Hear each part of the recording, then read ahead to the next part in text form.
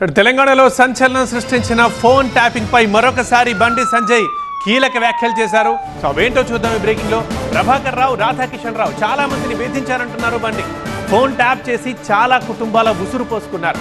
అసలు ఈ phone tapping case సిబిఐకి అప్పగించాలంటున్నారు బండి సంజయ్. రాధాకిషన్ రావు స్టేట్మెంట్ లో కేసీఆర్ పేరు చెప్పారు. కేసీఆర్ కి నోటీసులు ఇచ్చి ఎందుకు విచారించడం లేదు అని అడుగుతున్నారు సంజయ్. కాంగ్రెస్ బీఆర్ఎస్ కుమ్మక్కయ్యాయి అంటున్నారు బండి సంజయ్.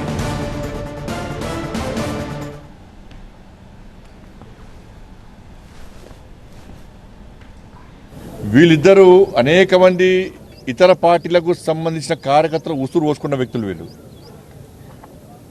ఇవాళ ఇతర పార్టీ నాయకుల ఫోన్ ట్యాపింగ్ కాదు, బీఆర్ఎస్ పార్టీ నాయకుల ఫోన్ ట్యాపింగ్ కూడా చేసారు. భార్య భర్తలుంటే ఫోన్ వినడమే, కొడుకు తల్లింటే ఫోన్ వినడమే, జడ్జిల ఫోన్లు కూడా ఫోన్ ట్యాప్ చేసారు. జడ్జిలు కూడా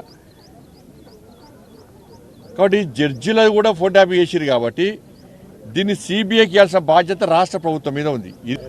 రాధాకిషన్ రావు స్టేట్మెంట్లో పెద్ద ఆయనే కేసీఆర్ చెప్తే మేము ఫోన్ ట్యాపింగ్ చేస్తామని చెప్పి ఆయన స్టేట్మెంట్ ఇచ్చినప్పుడు నోటీస్ ఎవరికి ఇవ్వాలి?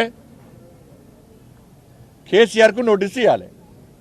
సిరిసిల్ల ఎవరి కేంద్రంగా జరిగింది? కేసీఆర్ కొడుకు కేంద్రంగా జరిగింది. మరి వాళ్ళిద్దరికి ఎందుకు నోటీసులు లేరు?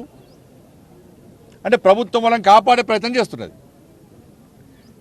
లోపాయకార ఒప్పందం, కాంగ్రెస్కును బీఆర్ఎస్కు లోపాయకార ఒప్పందం.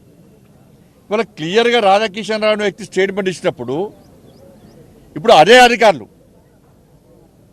అధికారుల వంగుల్లో మా బండి సంజయ్ ఫోన్ ట్యాపింగ్ చేసినాము, ఫలానా వ్యక్తులది ఫోన్ ట్యాపింగ్ చేసినామని చెప్పి ఇచ్చినప్పుడు, మాకు నోటీస్ ఇచ్చినప్పుడు దీనికి కారకులైనటువంటి వ్యక్తులు కేసీఆర్ అని చెప్పినప్పుడు కేసీఆర్కు ప్రభుత్వం నోటీస్ చేయడానికి ఎందుకు వెనుకడిగేస్తున్నది?